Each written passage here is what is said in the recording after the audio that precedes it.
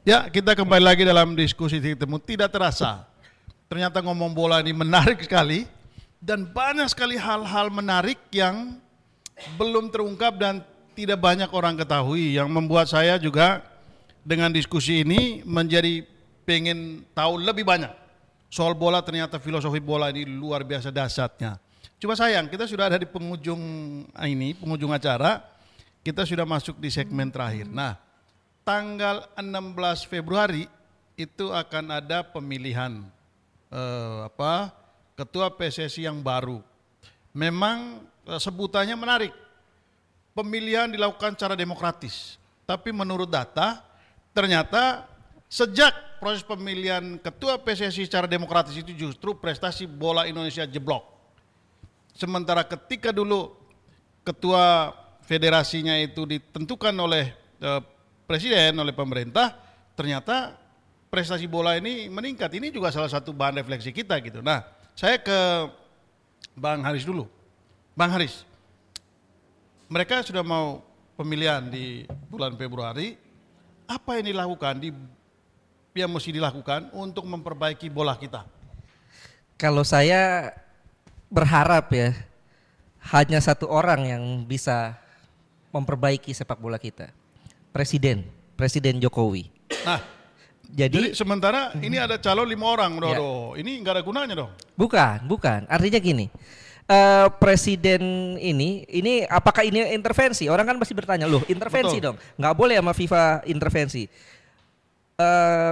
Kemarin kita lihat beberapa bulan lalu, Presiden FIFA datang ke Indonesia, Gianni Infantino, dan bertemu dengan Presiden Jokowi. Di situ disepakati adanya transformasi sepak bola nasional ya Indonesia. Artinya kan di situ bahwa sudah ada kesepakatan bahwa Presiden FIFA sudah mengizinkan pemerintah untuk mentransformasi sepak bola nasional setelah tragedi Kanjuruhan yang menewaskan ratusan orang. Nah, dari situ sudah ada izin lah. Apakah apa yang harus dilakukan presiden bukan melakukan intervensi secara langsung, tapi paling tidak mengawasi secara terus-menerus bahwa sepak bola itu harus bergulir dengan bagus, kemudian juga tidak ada lagi mafia bola. Negara ini punya perangkat yang bisa memungkinkan. Kita punya Densus 88. Betul. Punya BIN ya, artinya untuk mengawasi sepak bola itu. Artinya siapa-siapa yang menghancurkan sepak bola ya bisa diciduk lah, walaupun sedikit agak intervensi. Kemudian juga kita berharap bahwa pengurus-pengurus nantinya yang menjadi baik itu ketua umum, wakil ketua umum, ataukah exco itu tidak terlibat di klub, tidak kepemilikan klubnya harus dilepas. Kan Pak Erick Thohir kita juga tahu bahwa beliau memiliki beberapa saham seperti Persis Solo. Dulu juga pernah punya Persib Bandung. Harus dilepas, biar tidak ada konflik of interest. Ini dulu. Kemudian juga perlu juga dirancang sebuah kompetisi yang bagus. Kompetisi kalau saya pikir sekaranglah saatnya operator di sini dalam hal ini PSSI membidding siapa yang layak untuk menjadi operator kompetisi. PT liganya ini harus dibentuk dan satu liga harus satu PT. Kalau sekarang kan enggak. PT Liga Indonesia Baru membentuk Liga 1 juga, Liga 2 juga, Liga 3 juga. Sehingga efeknya apa? Kemarin pas Liga 2 karena nggak dapat sponsor akhirnya sempat dihentikan. Harusnya Liga 1 sendiri nih operatornya. Liga 2 punya operator sendiri, PT sendiri. Dan itu didapatkan melalui proses bidding dengan sistem industri lah, sistem bisnis. Kalau pemenangnya adalah PTA harus melakukan A, B, C, D, E. Kalau melanggar ya berarti ada penalti. Ya inilah harus betul-betul diatur sedemikian rupa dan juga Satgas Mafia Bola harus kembali dibentuk. Sehingga pengaturan skor ini betul-betul terus diawasi dari tahun ke tahun. Tidak hanya periodik saja, tapi setiap tahun, setiap musim selalu diawasi oleh Satgas Anti Mafia Bola sehingga untuk bisa meminimalisasi pengaturan skor. Oke, ya. Nah, saya ke Bang Sarman. Ini Bang Sarman percaya nggak sama 5 orang calon ketua PSSI yang sekarang? Ya harus percaya. Oh, harus percaya. Harus percaya. Kita berarti abang ini ya, aliran optimis lah ya. Ya, saya dilahirkan orang optimis. Optimis ya. Karena kita lahir menangis, tiba-tiba kita bisa tersenyum karena kebaikan bangsa ini kan. Nah, oke, kalau begitu saya rubah pertanyaannya. Ya. Dari 5 orang calon ini, siapa yang Bang Sarman percaya bisa merubah sepak bola yang sudah amburadulnya kayak begitu? Nah, untuk merubah, saya bisa percaya begini, karena sampai saat ini ya, anggota FIFA yang statuta dasar ya, yang dirubah oleh federasinya sendiri ya Indonesia. Apa statutanya? Statuta setiap anggota FIFA itu sepak bola ya tidak boleh dikomersilkan atau ya sepak bola untuk kepentingan kelompok. Ya. Apa dampak dari statuta itu? Negara-negara lain maju sepak bolanya, berprestasi sepak bolanya. Tapi enggak selesai di situ, ya kan? Untuk majunya tim di setiap anggota-anggota FIFA itu atau negara itu, dia melakukan kompetisi. Nah, kompetisi itulah yang menghasilkan untuk timnasnya. Kompetisi inilah yang dikatakan industri. Nah, ini boleh dikuasai oleh perseorangan atau kelompok.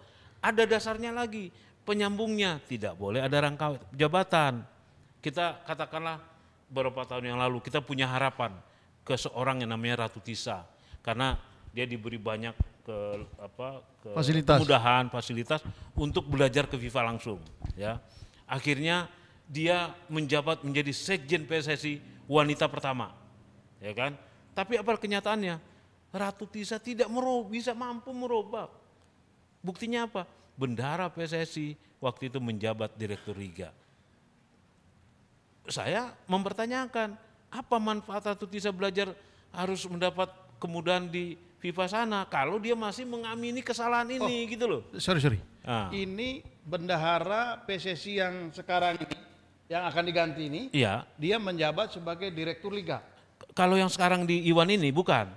Sebelumnya. Nah, sebelumnya padahal waktu terpilihnya Pak Iwan, ya, Waketum PSSI, dia menjabat direktur liga. Pada saat dia tidak menjabat direktur liga, ya, nggak usah sebut Pak Cucu lah lebih tepatnya, dia keluar dari kelompok ini, ya kan?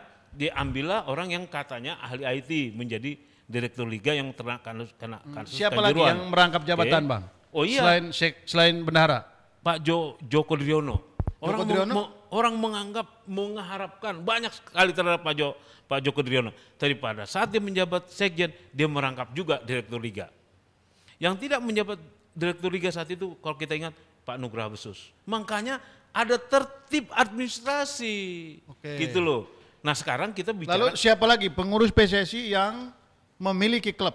Oh banyak. Dan itu nggak boleh? Bukan nggak boleh, makanya saya bilang tadi.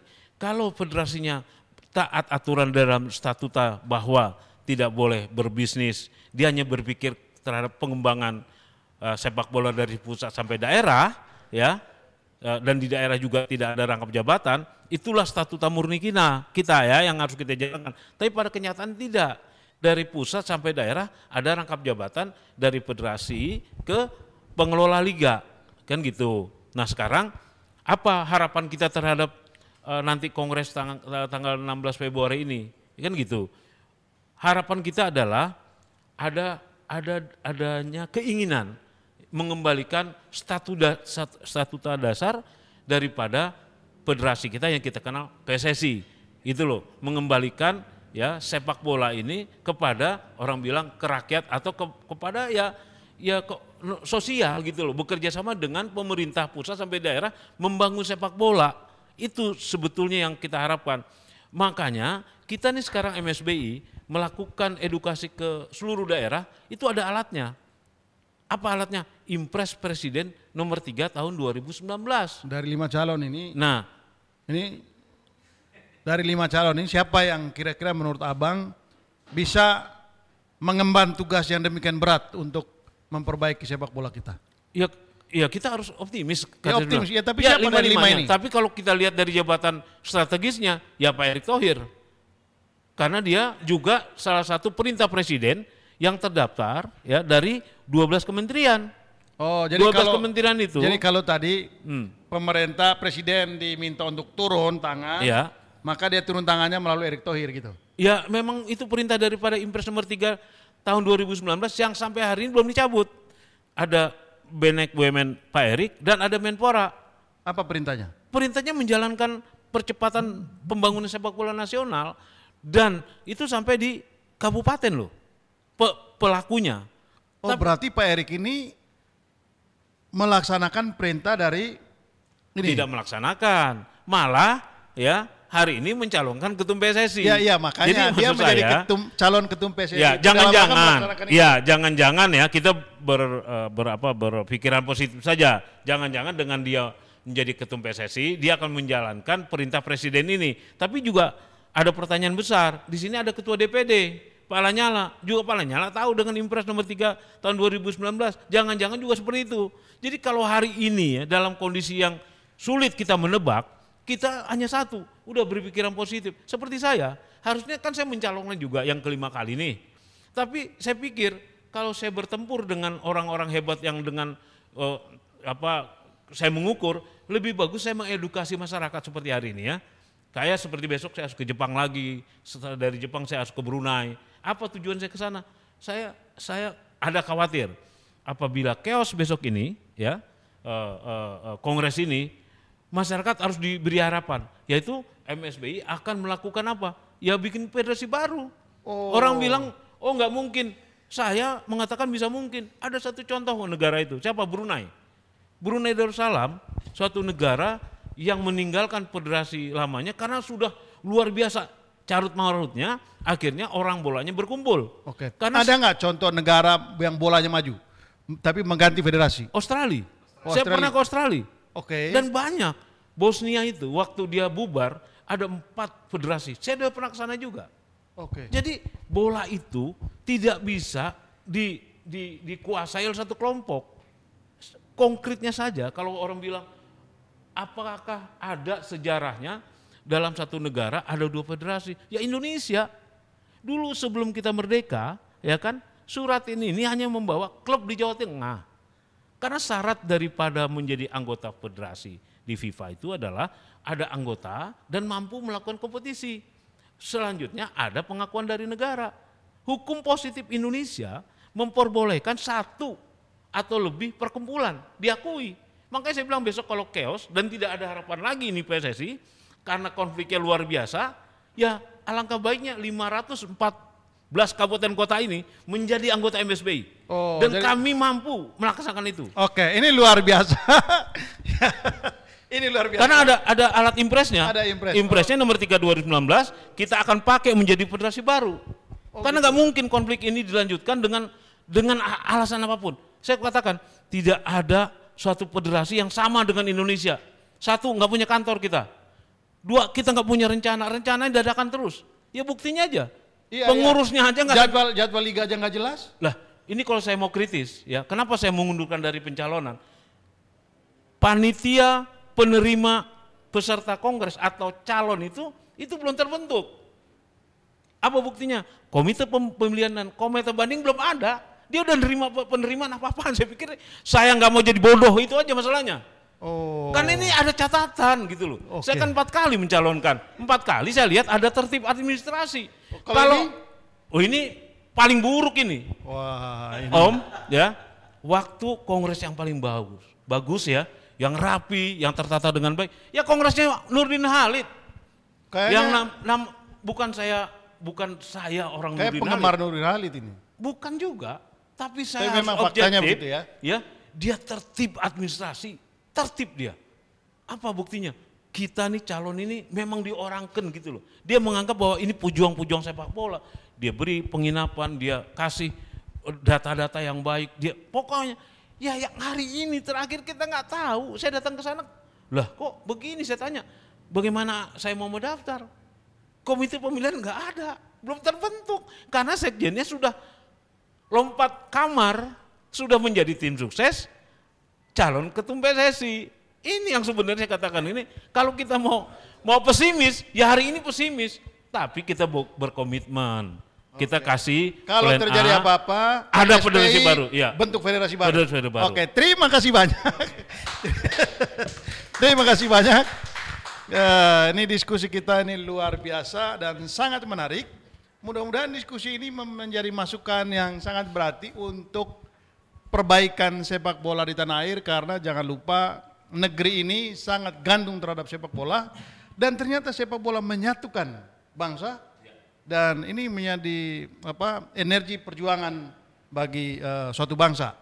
Akhirnya saya Sebastian Salang dan Mas Edi Koko sebagai produser acara ini didukung oleh Bang Christian dan teman-teman mengucapkan terima kasih.